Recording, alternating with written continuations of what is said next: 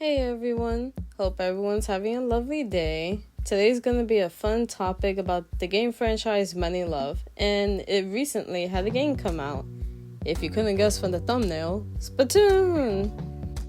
It's a fun game of squid and octo people inking various colors in the battle of turf, or clan basketball, or doing some shady job of collecting fish eggs, which I have no idea of the lore or logic of this world, but it's cute. I like the ink brush, and it's the best to me because barbarian side of me go burr. I wanted to do a video talking about my experience with Splatoon because, I don't know, I just thought that it was neat, and I wanted to do a video off of Splatoon while also talking.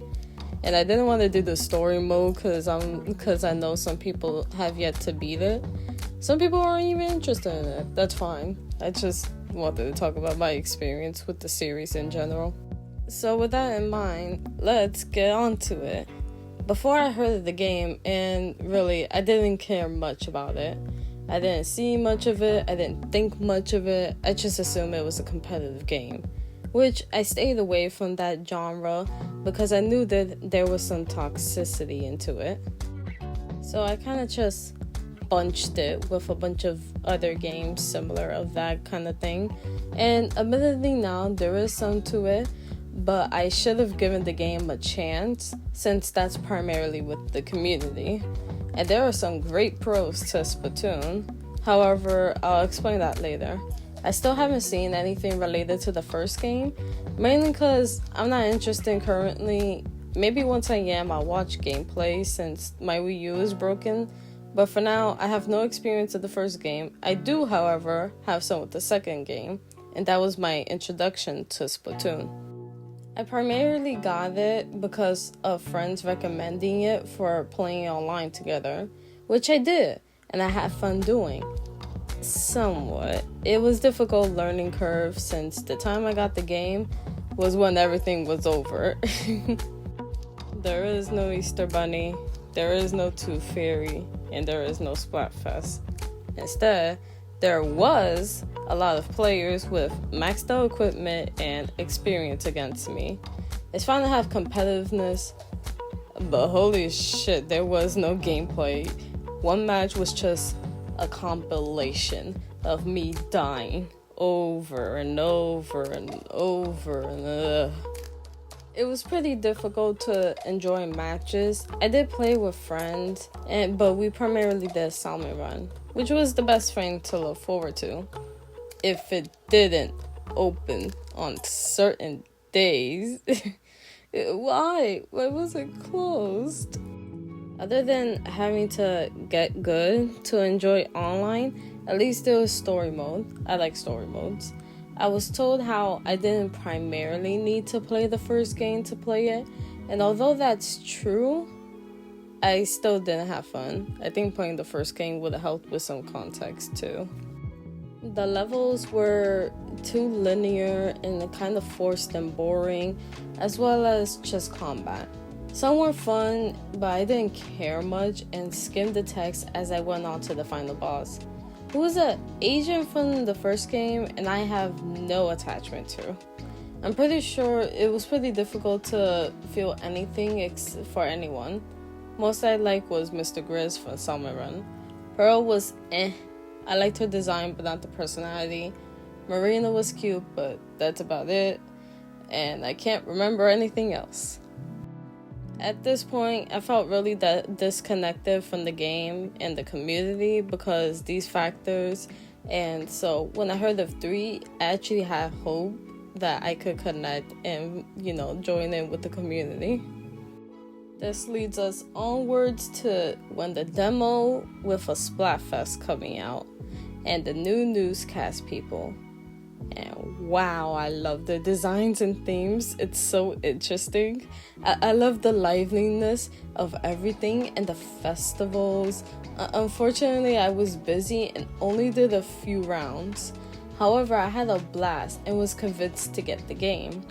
It took a while. I got it a few days after the second Splatfest theme was announced, and I bought the game. I remember when I was starting out playing online in the story mode, I was just thinking, Wow, this is so much better than 2. The story mode actually introduced me properly to using weapons and made me try new weapons by choice. I got to learn from the first game characters in the story mode, and I actually grew attached to them, as well as seeing the captain and imagining them with the personality of Jotaro Kujo, because I said so. I fell in love with how the levels work, and I'm trying not to gush or reveal any spoilers, but the ending felt so much fun, and I'm so glad I got the game. Online play still had hardcore players, but also new players, like me. I got to connect and play with people in a way that felt fair. I didn't mind losing, because everyone is growing on equipment and more together. It felt great. I kind of played the game almost every day now, and not to toot my own horn, but I think I'm great with the ink brush. Just don't test me on that, please. And so I was excited to participate fully in the Splatfest Team Gear versus Team Grub versus Team Fun. I chose Grub because I still am craving coconut ice cream. I always am. And I just like Fry a lot. I really need to do fan art of her, man. Splatfest was difficult, but that's to be expected. There's a bunch of good players from all around the world, and we're all fighting each other. I was bound to lose at some battles, but I don't mind that, because I had a freaking blast being part of it. Not to get cocky, but 15 kills is pretty good in my opinion. It was just so much fun. I actually feel part of the community now. I really like how this game makes me feel with the whole Splatoon franchise instead of how 2 felt. But this also brings the topic that I mentioned earlier, the toxicity in games. I understand that you can't hide away or run away from the fact that there's going to be toxic players. There's always going to be that one part of a community that no one likes. That's bound to happen, and that's okay, because we could easily beat that. However, that's not what happened with Splatfest. You're free to correct me if anything, but apparently some players suspected to be Team Gear were disconnecting from times 10, times 100, times 333 battles, and when trying tribe battles, I had to suffer from the alliance of many Team Gear people of the alliance they made with Team Fun of killing Team Grub non-stop from a weird hate. It was weird. Again, I don't mind losing. It's just that there was an unfair reason of how it happened, and somehow with all this disconnecting and the weird teaming up, this led to Team Gear winning, which was even weirder because originally it was Team Fun midway, and they had the try battles of 4 versus 2 versus 2. It should have been clean, but somehow this happened. It's pretty upsetting, and I'm not gonna say that I'm 100% right on this. This is just what I've learned so far, and again, correct me if anything.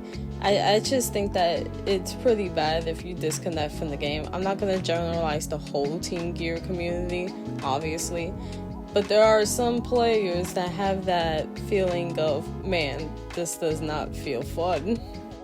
I'll admit, there were some battles against Team Gear. Literally, I only fought 2 Team Fun throughout the whole game. And against a few battles with Team Gear, I just thought to myself, man, something doesn't feel right. It feels slightly toxic, but I don't know. I could be wrong. I just hope that in future Splatfest it gets fixed and the battles are just for fun. I want to participate in more, and I can't get enough of this game.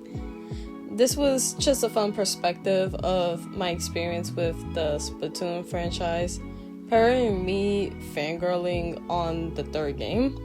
I hope that this was fun for you to hear on my experience. and have fun with me drawing my little squid Sona here and my small fry. I'm Nathan Raphael after the artist. I sort of wish I changed the clothing because even though I like this clothing, I immediately got new clothing right after editing a lot of this together, and I thought, man, I should have drawn this one instead. Well, next time. I just like this a lot. Although I do kind of wish they had like a few different hair options. Like they added more, and that was definitely more unique than the second game. But I kind of wish that they had one that was similar to what I drew myself with here. And with that done, this is the end. Hooray! If you want to commission me, I have a Tumblr and Twitter for communication, as well as a Carrds website if you want to see my prices.